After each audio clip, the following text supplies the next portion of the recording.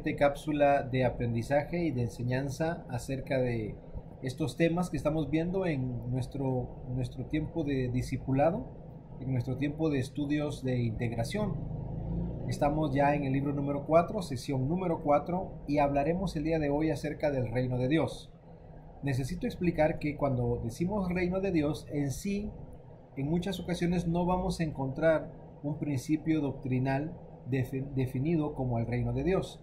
Pero antes de entrar a estos estudios, de manera presencial, estudiamos los 7 principios doctrinales. Y hay un principio doctrinal donde describe la membresía regenerada. ¿Usted se acuerda de cuál es ese principio? Tenemos el principio cristológico, donde Cristo es el primero en todo, ¿verdad? La soberanía de Cristo. Está el principio bíblico, donde habla acerca de la supremacía del Nuevo Testamento. Y habla también acerca del principio, ¿ya se acordó cómo se llama cuando hablamos de una membresía regenerada?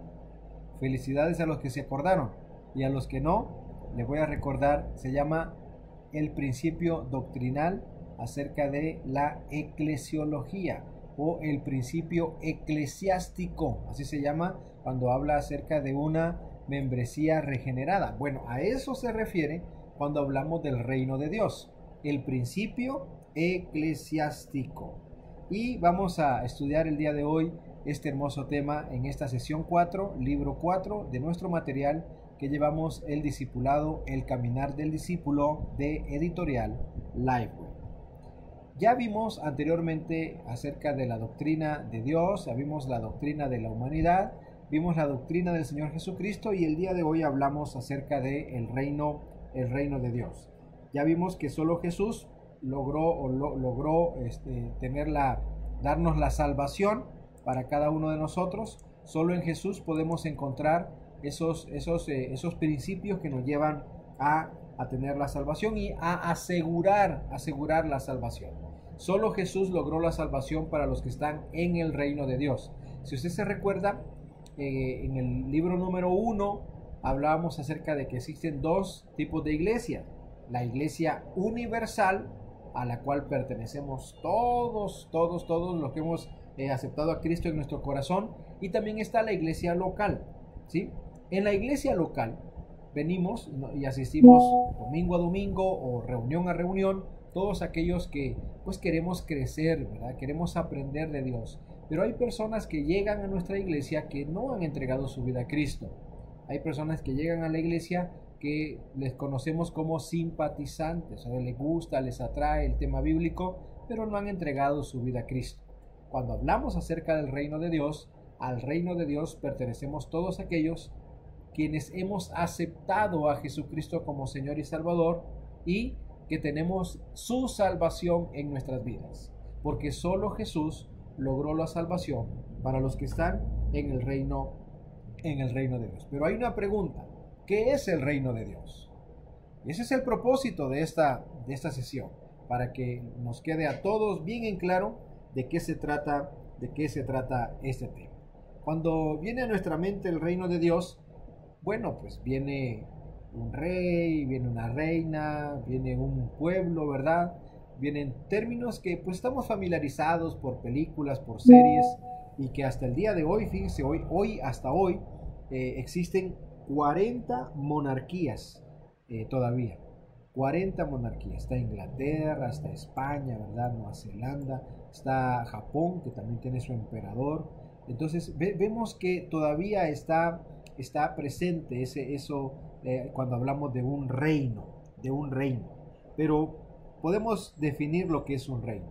En su forma más verdadera, un reino es sencillamente cualquier lugar en el que la voluntad de una persona se hace.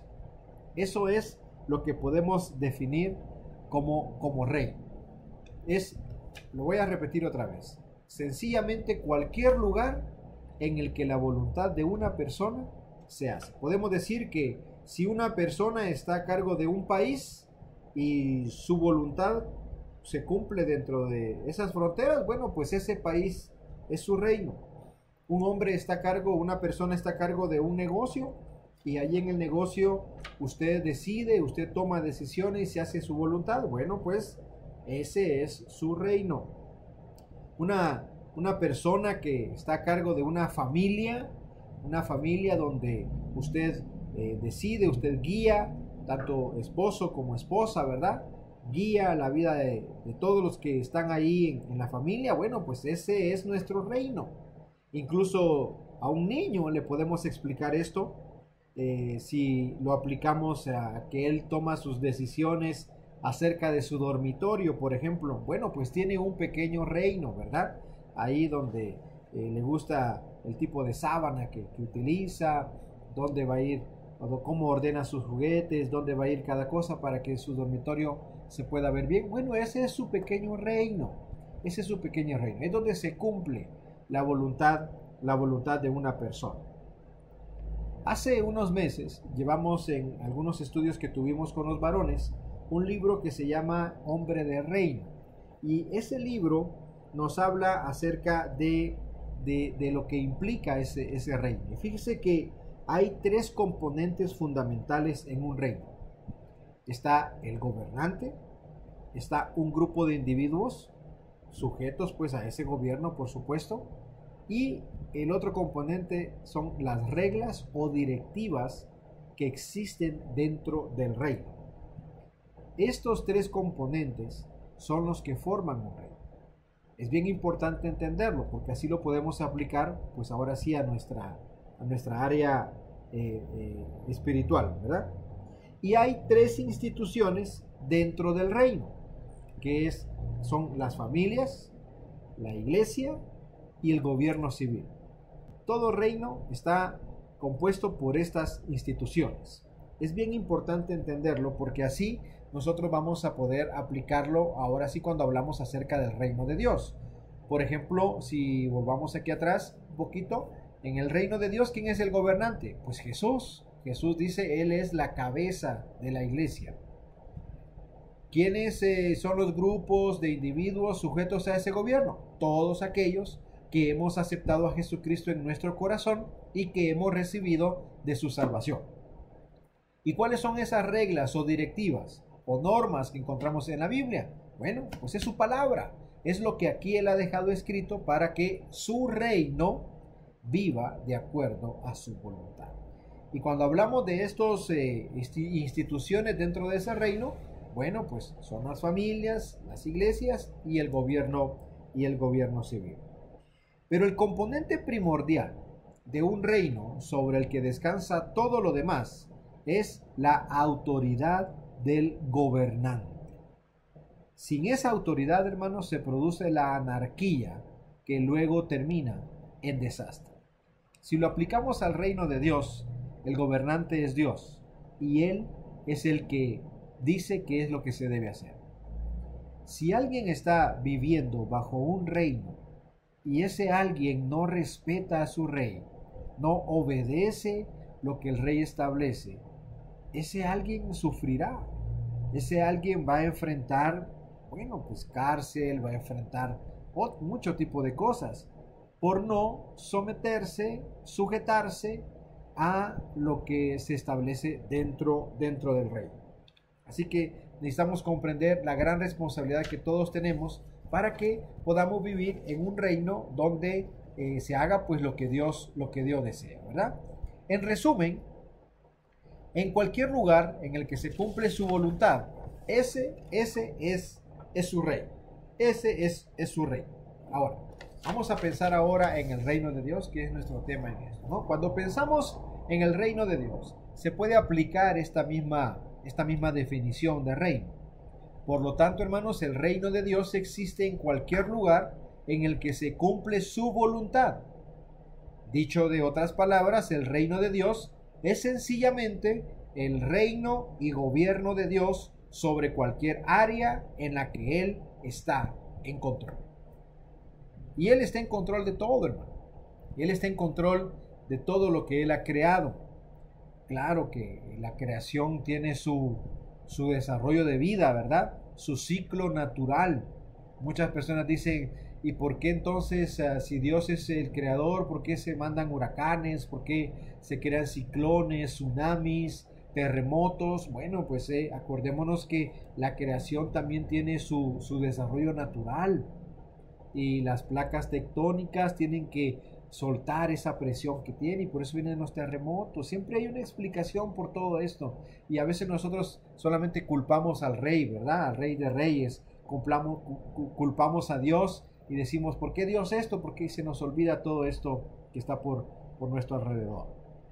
Pero el reino de Dios es sencillamente el reino, el gobierno de Dios sobre cualquier área en la que Él esté en control. Y aquí la pregunta es, y a lo que vamos a llegar, ¿no? Si Dios es el rey de nuestras vidas, ¿Él está en control de nuestras vidas? Él es el rey de nuestras vidas. Nosotros nos sujetamos a lo que Él ha establecido. Recordemos lo que Jesús incluyó en la oración del Padre Nuestro, o la que se le conoce también como la oración dominical, en Mateo capítulo 6, versículo 10. Mira lo que dice: venga tu reino. Fíjese lo que le pedimos nosotros: venga tu reino. Y luego dice: hágase tu voluntad como en el cielo, así también en la tierra. La petición que nosotros hacemos delante de Dios.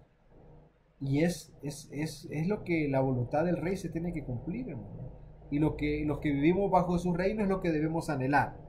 A medida que vamos estudiando esta clase de temas de la doctrina, vamos a tener una mayor comprensión de lo que realmente significa esto que está diciendo aquí este versículo: venga tu reino, tanto en este mundo como en la vida, como la vida de aquellos que lo siguen a Él. Muchos el día de hoy están confundidos con respecto al reino de Dios. Que existe el reino de Dios hoy, existirá en el futuro.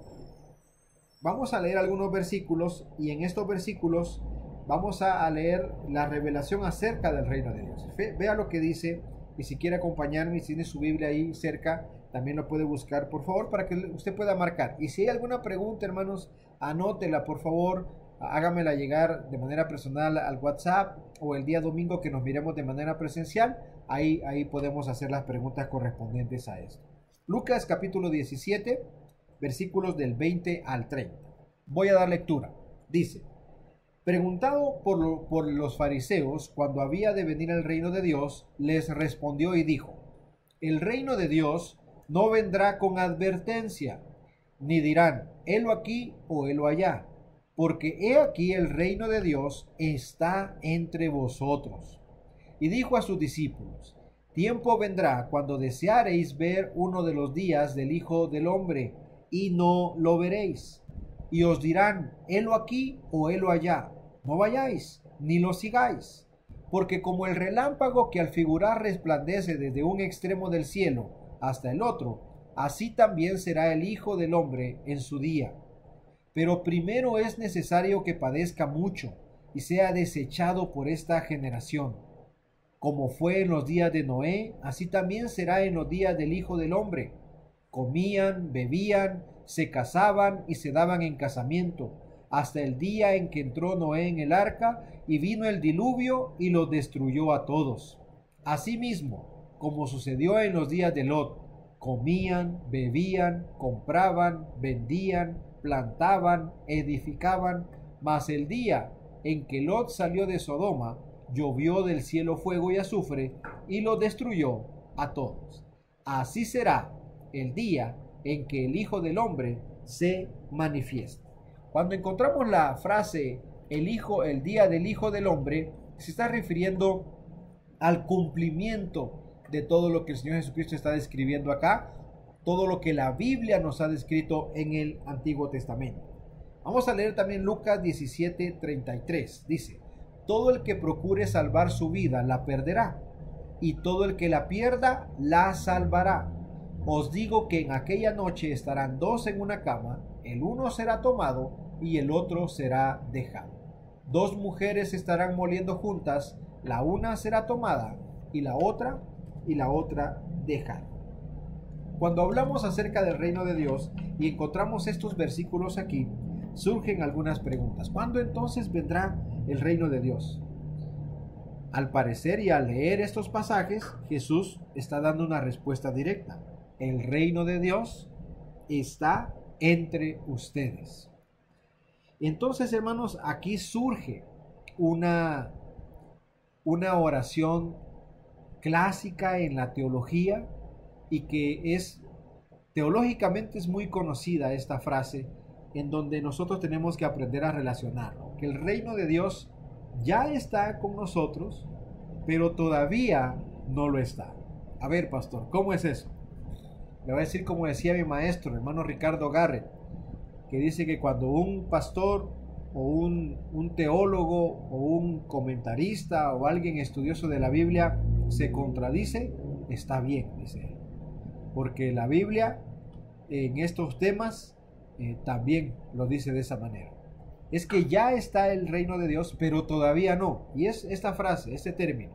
¿Qué es esto? La respuesta es que el reino de Dios es ya y el todavía no.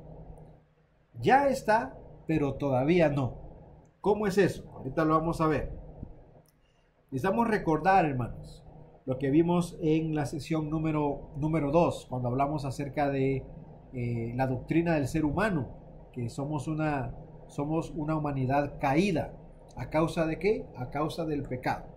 ¿Se acuerda usted cómo se llama el estudio acerca del pecado? Se llama amarteología. Muy bien, a los que se recordaron. Se llama la amarteología. Viene del término hamartía, que significa errar al blanco. Bueno, uno de los mensajes de la Biblia es que el pecado siempre va en contra de la voluntad de Dios. Y lo que significa que nuestros pecados son un rechazo a la voluntad de Dios. Recuerde que estamos hablando del reino de Dios. Y cuando mi pecado va en contra de Dios, quiere decir que va en contra del reino al que yo pertenezco. Y como hemos rechazado esa voluntad de Dios, estamos en una activa rebelión en contra de su reino. Ya llegó a nosotros el reino de Dios a través de Jesucristo. Ya lo aceptamos, ya pertenecemos a ese reino, pero todavía no se ha cumplido en su totalidad. Recuerde, el reino de Dios existe donde su voluntad se lleva a cabo. ¿Y qué sucede entonces? ¿Por qué pertenecemos al reino de Dios cada uno de nosotros? Pertenecemos al reino de Dios, hermanos, cuando nos arrepentimos de nuestros pecados y nos rendimos a Cristo, recibiéndolo como nuestro Señor y Salvador, y ya no estamos activamente en rebelión en contra de Dios, sino que Él nos perdona y Él nos recibe en su reino. El pecado, hermanos, no ha alejado a todo el mundo del reino de Dios. Es cierto que el pecado abunda a nuestro alrededor, pero como dice Pablo, ¿no? Antes era esclavo del pecado, antes el pecado me dominaba, pero ahora ya no. ¿Por qué? Porque hemos confesado a Cristo, hemos recibido su salvación y ahora pertenecemos a su reino. O sea, pastor, que ya no peco. Claro que sí, todos seguimos pecando, pero estamos en un proceso en el que nosotros recibimos perdón por nuestros pecados al confesarlos, al reconocerlos. Y no quiere decir que entonces voy a ir a pecar deliberadamente. No se trata de eso, hermano. Se trata de entender de dónde Dios me rescató a mí y entonces yo vivo para Él. Y cuando yo vivo para Él, entonces yo hago lo que el Rey quiere que se haga en su reino. Yo vivo de acuerdo a lo que el Rey ha establecido. Responda a la siguiente pregunta. ¿Cuáles son, hermanos, los beneficios y retos de ser miembros del reino de Dios? ¿Cuál es el beneficio? Sin lugar a duda, hermanos, la salvación. Sin lugar a duda, las bendiciones de Dios en nuestras vidas. ¿Cuáles son esos retos de ser miembros del reino de Dios? Esforzarnos por vivir lo mejor que podamos. Es cierto que es nuestra naturaleza pecaminosa, pero hermano, no quiere decir que por eso le voy a dar rienda suelta, ¿no?, a todos mis deseos carnales. Eso va a traer consecuencias fatales a nuestras vidas. Lo que la Biblia nos establece son normas de vida que nos ayudan a obedecer y que nos ayudan a vivir bajo la sujeción a Dios. Usted puede mencionar muchos más beneficios, puede mencionar muchos más retos. Si es posible, por favor, haga una lista de todo lo que usted está apuntando. Hoy los que pertenecemos al reino del Señor somos todos aquellos que lo hemos reconocido como Señor y Salvador. Y entonces los cristianos debemos vivir como ciudadanos de este reino. Un cristiano es cualquier persona que se vuelve a Jesús.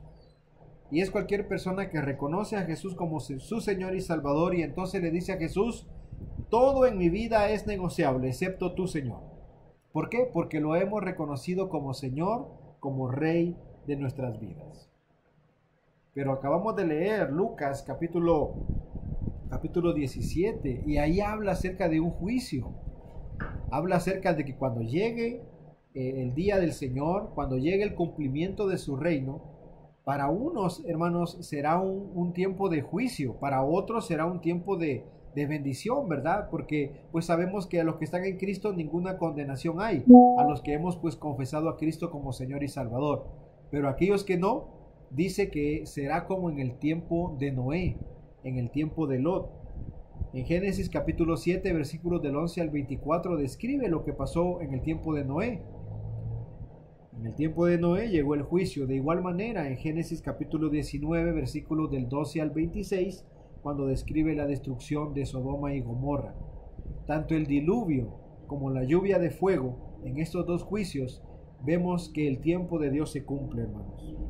En ambas historias, la mayoría de las personas estaban como lo describió el Señor Jesucristo en el pasaje de Lucas 17.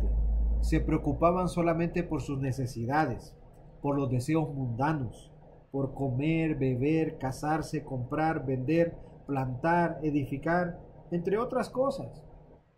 No todas estas cosas son malas, hermanos. Dios nos manda a que nos superemos, a que crezcamos, a que vivamos bien. Eso es lo que Él desea de cada uno de nosotros. No quiere decir que ya no voy a andar comiendo allá ni comprando esto. No, no, no.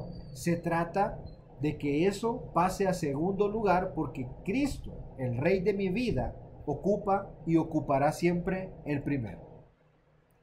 El punto de vista, hermano, de Jesús es que la gente que solo se concentra en estas actividades que son terrenales, ignoran la voluntad de Dios en el proceso. Y lo que sucede, hermano, es que el juicio de Dios va a llegar y lo que pasa con estas personas es que pues se van a sorprender, ¿verdad? Lucas 17:33, fíjese lo que dice: si se aferran a su vida, la perderán, pero si dejan de aferrarse a su vida, la salvarán. ¿A qué clase de vida se refiere? A la vida terrenal. A veces, hermanos, nosotros no disfrutamos a plenitud del reino de Dios porque estamos tan aferrados a lo terrenal que se nos olvidan las bendiciones que Dios tiene para aquellos que crean y que busquen siempre lo eterno. La única forma de pasar del reino del mundo al reino de Dios es rendir a Dios voluntariamente nuestras vidas. Es confesarlo a Él como Señor y Salvador. Y recordemos lo que dije anteriormente. Un cristiano es cualquier persona que se vuelve a Jesús y le dice: todo en mi vida es negociable, excepto tú. Eso es lo que significa vivir como un ciudadano del reino. Quiero terminar con un ejercicio que hay ahí en el material, en esta sesión número 4. Y hay un cuadrito que usted tiene que llenar. Aquí va a aparecer en la pantalla. Ese donde usted va a escribir las metas o las aspiraciones principales de cada reino. Recordemos que vivimos en dos reinos: en el reino del mundo y en el reino de Dios. ¿Cuáles son nuestras aspiraciones a los dos? No podemos desprendernos de este mundo. Recuerde la oración de Cristo en Juan capítulo 15, capítulo 16, donde dice: no ruego que los quites del mundo, pero líbralos del mal. Ahora, ¿cuáles deben ser nuestras aspiraciones aquí? Ahí está el cuadrito, ¿sí? Ahora, déjeme yo desaparecer de aquí. Ahí está. Creo que desaparecí la otra, pero aquí va a aparecer otra vez. Ahí está. Y esta es la que voy a quitar, para que usted lo pueda ver bien ahí. En la parte de arriba está los temas en dos columnas, el reino de Dios y el reino del mundo. Y en la parte izquierda usted ve diferentes áreas en nuestras vidas: el matrimonio, la crianza de los hijos, la amistad, el trabajo, la carrera o la profesión, finanzas y el entretenimiento o el pasatiempo.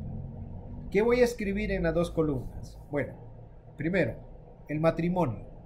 ¿Cuál es su meta o su expectativa de acuerdo a la voluntad de Dios, viviendo bajo el reino de Dios, el matrimonio? Usted puede poner ahí que el hombre y la mujer son uno, que valemos igual delante de Dios, que debemos respetarnos, debemos amarnos como Dios quiere que nos amemos. ¿Y cuáles serían mis expectativas y metas en este mundo, en el matrimonio? Bueno, que en este mundo, debo preocuparme por que mi esposa o mi esposo viva bien, que mostremos testimonio, que mostremos ejemplo, que nos preocupemos del uno al otro cuando, por ejemplo, cuando hacemos aquellos votos, ¿verdad? Cuando hay enfermedad, cuando hay situaciones difíciles, debemos apoyarnos. Esas deben ser las metas que yo debo tener bajo el reino del mundo en mi matrimonio. Crianza de los hijos, el reino de Dios, instruirlos bajo su palabra, instruirlos bajo su temor.